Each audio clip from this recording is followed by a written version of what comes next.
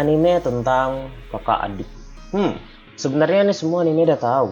Cuman kali ini rilis spin-off-nya diadaptasi dan itu membuat gue sedikit bertepuk sebelah bokong karena ternyata lebih bagus versi spin-off ya daripada versi original story.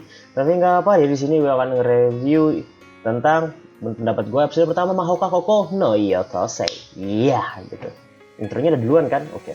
Beda channel bos. Si Katanai. Oke. Jadi langsung aja. Pertama adalah ini anime adalah spin-off. Jadinya jangan tanya apakah ceritanya beda ataukah berubah cerita atau lanjutan season 3. Jawabannya semuanya bukan. Ini spin-off. Jadi alternatif version, alternatif setting. Dah serah lo mau nyebutnya gimana. Intinya ceritanya beda gitu. Dan gue juga bingung. Ini ceritanya kayaknya dimulai juga dari awal gitu ya. Enggak di tengah-tengah cerita gitu. Jadi mereka tuh ketika masuk sekolah. Jadi artinya kan dari awal banget. Dan di sini ceritanya tuh lebih berfokus kepada Miyuki sebagai tokoh utama, bukan Tatsuya Shiba. Jadi biarpun begitu, Tatsuya Shiba-nya tetaplah menjadi Onisama yang gue banget gitu kan. Yang ganteng-ganteng terus. Cuman kalau dipikir-pikir, secara kualitas visual, kenapa lebih keren buatan Connect daripada buatan H-Beat dan juga Madhouse yang sudah menghandle Mahoka Koko no Yotose season pertama, movie dan juga season kedua. Orewa nggak habis thinking. Tapi yang bisa gue thinking baik-baik di sini adalah tentang bagaimana mereka berani mengadaptasi ini ke dalam sebuah anime gitu kan. Gue juga nggak habis pikir, padahal season 2-nya gimana ya, bukan nggak terlalu seru, cuman nggak serame season pertama dulu.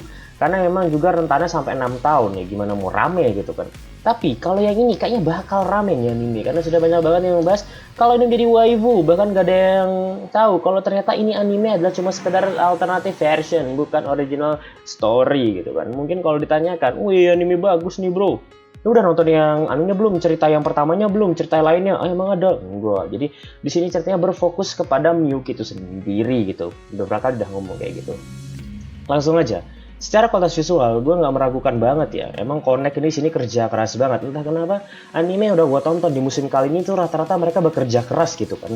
Dia habis thinking gitu kan. Mereka semua kerja keras gitu kayak anime Netflix itu. Nah, biarpun demikian, gue di sini juga mengakui kalau misalnya secara visual yang menjanjikan tersebut tentu saja ada yang harus dikorbankan.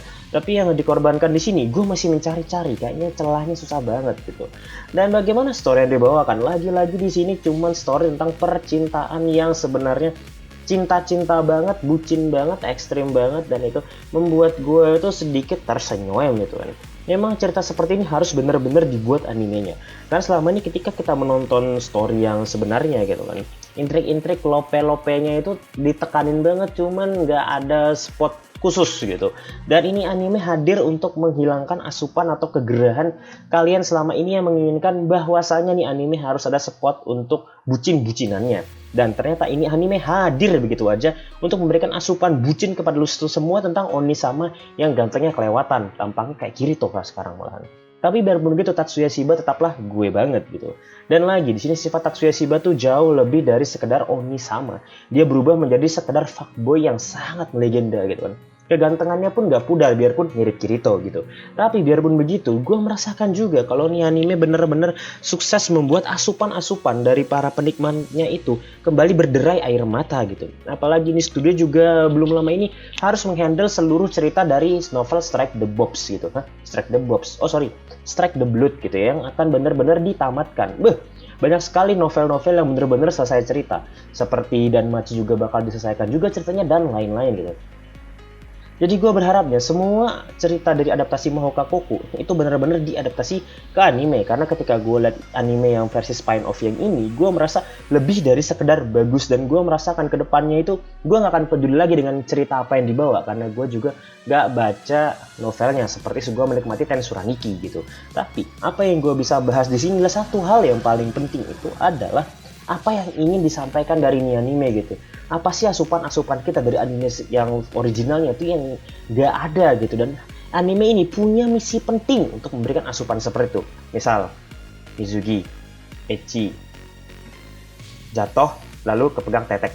Nah yang kayak gitu maksud gue, yang kimochi banget gitu. Jadi gue hal seperti ini sepele banget gitu. Bagaimana tentang Seiyu dan lain-lain? Udah gue kasih tahu di review gue sebelum-sebelumnya. Miyuki dengan Saori Hayami, Tatsuya Shiba dengan siapa nama seiyu-nya, Nakamura Yuichi, emang dilahirkan untuk menjadi seiyu mereka.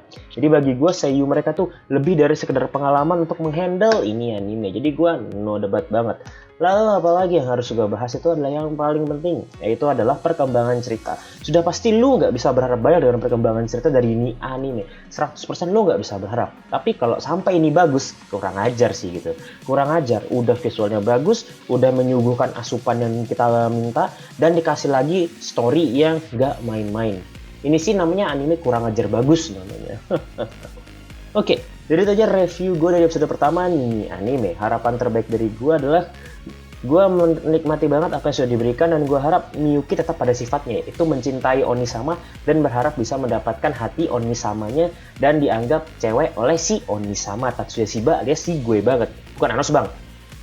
Ya Anos juga gue banget. Oke, jadi itu aja yang bisa gue sampaikan di video kali ini. Thanks for watching. Gue ke Raja Kesedihan, dan sampai ketemu di kesedihan yang jauh lebih dalam. Wah ini ya.